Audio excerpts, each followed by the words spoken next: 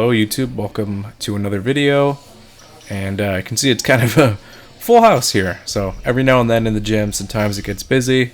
It's not going to stop us from training, makes all the rest sets and everything more interesting, but we're back here working on deadlifts. You should know the formula by now. Just gonna grind and show you everything that I'm doing to get better at the things that I want to get better at, and deadlift is definitely top of that list. So you can see here it's starting to get dark. I mentioned before in previous videos we're in the colder times now, so it's going to be a good amount of darkness going in, and the vibe changes, the lighting changes, you know, stuff you got to adjust to. Working up with my usual warm-ups. Usually I throw on the belt the last warm-up set leading into the working sets just to calibrate myself. And once again over here, overthinking the lifts. I've been making some changes to my deadlift, mainly setting myself hips back more and then driving through my quads to really break the ground. Before I would just kind of grip and rip it, and if I gripped it wrong, you know, uneven hand grip, I'd throw myself off. So trying to standardize that and just be more consistent. 507 here. Again, not a lot of weight, but you can see I'm still dealing with speed bump issues whenever I drive off the floor right about there each and every time, just to kind of surpass that. And I think that's definitely the belt. I've been experimenting with positioning and wearing it, not as tight, but it is just the magic of belly fat that makes things more difficult. I feel like if I didn't have that, which is why I'm actively working to get leaner and leaner, to be able to kind of pull all the way through and add a lot more poundages to the bar. So, grinding through, doing what I have to do. Is it the smoothest? Absolutely not, but I'm committed at this point.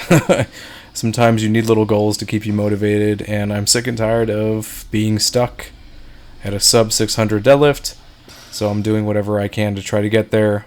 And this is kind of the technique I mentioned before, where I'll kind of I'll grip the bar, hip shoot, and drive through my quads to really stay a little bit more balanced. So accessory here with the safety bar squat, again working on quads, balance, and just getting more leg activity in the workout. Like my upper body dominates my lower body so much it's kind of embarrassing, so I'm always working to try to get better. I have awful balance when it comes to breaking a squat, going below parallel. I've been working on sitting back, to kind of dial in my form, and it's been interesting. I've put on a lot of muscle over the years, covered in thick layers of fat, so it throws off your leverages, it throws off your center of gravity. And this might be the worst angle I've ever filmed on before, but I said, hey, this will be a cool angle, this will turn out fine. And when you are your own cameraman, these are sometimes the shots that you get. But I thought the aesthetic was nice, I liked the color, and I wanted to color grade it. So here it is, kind of like a out of focus, nothing B-roll shot that shouldn't be A-roll, but we need content, so I threw it in the video, and now you're watching it, and I'm talking about it, so there'll be better shots, I promise. But yeah, squats, gotta get the leg development going, and just keep the momentum moving. Slowly adding weight, it is carrying over. And then my infamous hybrid row. People really don't like these, but I enjoy doing them. And I've got big lats from doing them, so I'm going to keep doing them. So, cleaning them up little by little. And I just like ripping weight off the ground. It's fun. It makes a lot of noise, so some people don't like it, but we're using bumper plates. I would do them on a deadlift platform, but a lot of ours are all janky, and the bar doesn't stay put where it should when you're deadlifting, which is wonderful when you're doing multi-rep sets, but you got to make do with what you got. So I would prefer to deadlift from the floor, but the kilos will actually leave paint marks on the mat, so don't want to do that. More rowing here, and my really long forearms, which make everything difficult besides deadlift. Actually, no, that's difficult too. I'm just built weird, and I've been coming to terms with it for like the last few years, and anytime I watch any sort of like traditional lifting video where they explain things to you, I'm like, okay, that doesn't really apply to me. So I'm an anomaly in like the worst way possible. I must be pork potato or something, both mentally and literally built like a potato with long arms and legs, short torso. But T-bar rows here, And I'm finding when I'm rowing, my forearms, I don't know, I feel the contraction in my lats. Same thing with the lat pull down. You know, naturally most people recommend going wider in order to be able to engage the lats better. And as I'm getting bigger, adding muscle mass and some fat here and there, I'm definitely widening my grip, especially on squats. It's noticeable, which is a little worrisome because I was getting some shoulder issues squatting with my usual like shelving position and hand grip. I used to go super narrow, and I've just had to grow wider as I've gotten bigger. So a little intermission here just to kind of separate the day. I don't know how people are going to take to that, but I don't know. It's too lazy to put in like, hey, upper body day. But here we are transitioning into OHPs. My usual rack that I like to do the work in. Out of the way, decent lighting, and I can get a good amount of angles here. So, oh, look at that. Magic. That wasn't even intentional. I just didn't move the camera because I was lazy or was not paying attention. But more warm-up sets, and then OHP. We're in the hole on the OHP. I'm not gonna lie. Some shoulder issues I'm having that are exacerbating, and I'm having a conversation here which I don't remember having. But I don't know why I didn't edit it out. But too soon. Yeah, but whatever. Here it is. I'm not sure what we're talking about. I'm going to pretend it was something stupid, which is usually what we talk about in the gym. But that's what helps pass the rest time. Anyway, OHP, and you can see there, something's definitely off. So I'm figuring it's these dumbbell flies I've been doing. The incline, the flat, just a weird angle. Man, I really did not cut that clip. I'm surprised. I just let it keep running and running. If I ever do a behind the scenes series, you're going to realize like how much time is actually wasted in the gym. But yeah, here we go. Look at that back. I don't know what I was doing there. Unfortunately, it's covered in a large layer of fat, so it's weird how you can get some definition in your back in some areas, and then your entire midsection looks like you're morbidly obese. But here we are, 176. And yeah, these were feeling okay, the warm-ups. In the video, everything moves well, but sometimes the body will let you know if there's like a pain or an uncomfortable aspect to it. Like that's what happens. So here we go. My usual setup. I usually like to throw the belt on here when going heavy. And then I'm trying to see if I'm consistent and I'll do it. But yeah, okay, I guess I did. Usually I won't flip the belt until I've got my wrist wraps on, just because like I don't need that much tension or whatever, just to use the belt for support. And then I'm surprised I didn't cut this either, but this is usually what I do. So I rock back and forth when I'm going for my heavier sets. This is 187, and I don't know, this is just I take a lot of time, get set up, and then try to lift the weight, and let's see what happens, because even I forgot. So yeah, not as efficient as I normally am, and you can kind of see from the side of that interesting facial expressions, but that tells you all you need to know. And I think this was the set that I figured out that my my shoulder was not healthy. I don't know what's happening here. I edited all this stuff out, but I'm in this voiceover, and I really just want to do it with one voiceover, so I'm going to leave it in. So if you're looking for a video of my editing mistakes, here we are. Like, you're going to get the same color correction and stuff, but little extra content in here that I didn't anticipate. So it's a really close-up shot of my... Oh, there we go. We're going on a ride here. Okay, there we go. We found a new setup, which, yeah, I don't know what happened. My DaVinci Resolve must have done something. So if you're curious about what I'm editing on, it's DaVinci Resolve. Buy the studio version. It's like $300. You get all the features and then updates for life, at least for now. So closed grip bench here. And hey, I'm not gonna lie, whenever I'm suffering some issues on OHP, benching is not much better, but I can usually mitigate the risk. You know, in previous vids I did the football bar to really alleviate a lot of that shoulder pain, and here I am again loitering around, so I'm totally unsure what happened in the editing process. But we're raw, we're lifting raw, and here's the edited video, so to speak, raw. Yeah, just really trying to get set here. Wearing sweatpants. It was cold.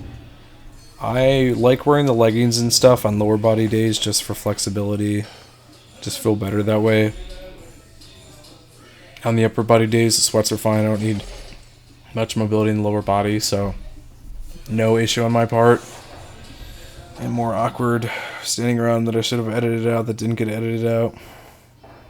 So it is what it is. Anyway, but you can here see some behind the scene shots of like what it takes for me to do a set of stuff. So I usually like to cut all this out because nobody wants to see that and it's not that interesting. But we're here and putting on my wrist reps here.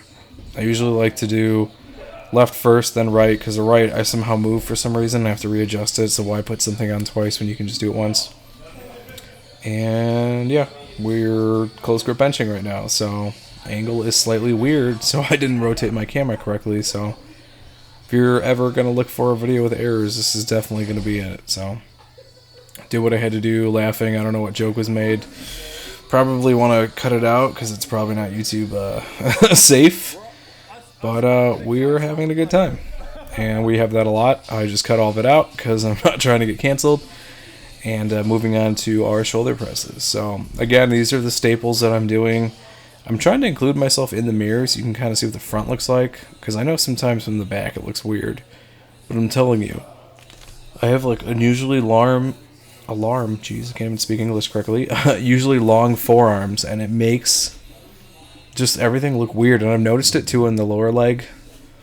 Below the knee, like when I was leg pressing, it looked like I was half repping, but it wasn't. It's just, I don't know what it is about my body. I just have really long secondary appendages, I guess, after either the elbow or the knee. So I don't know if that's a gift or a curse. I'm not sure what's going on. Probably a curse because I've got awful balance and I have weak wrists, so that would explain a lot. But we're not going to use that as an excuse. We're going to keep going.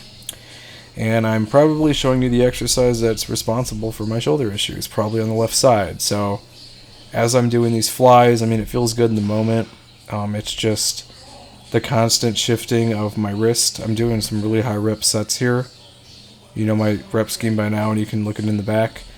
And just accumulating all that stuff together over time, adding in the squats, adding in any other shoulder exercise, it just really makes it like a difficult thing to do. So, I'm actually looking at the editing screen right now, and all this extra stuff just means I'm going to have to talk more. So, if I start rambling, my mouth is getting kind of dry right now. So, we're going to call this the rawest of the raw voiceover.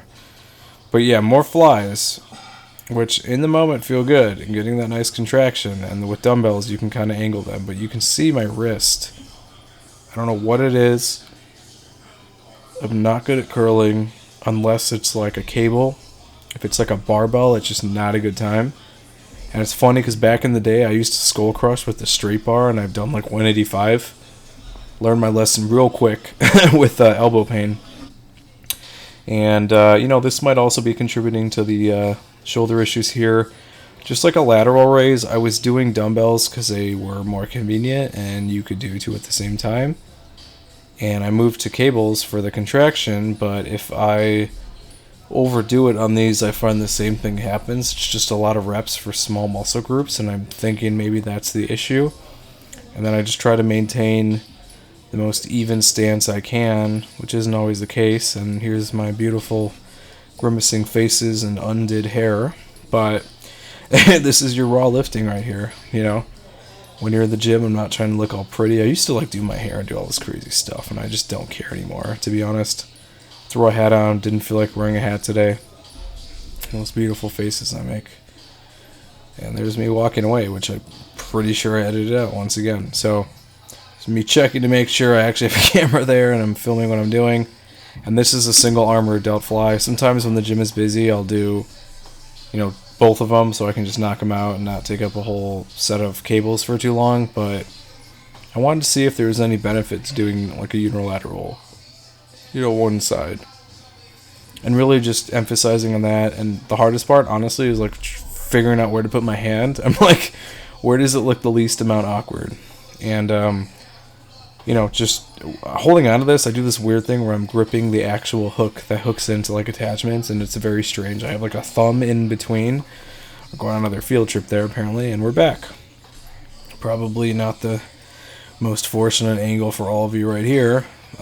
Maybe for some weirdos, but I filmed it, so here it is. I don't know. It's here, so enjoy. But yeah, no, I just experimented with this just to kind of see, and then I've got 2 upper body days. So one day I'll do both, and then another day I'll just do the single.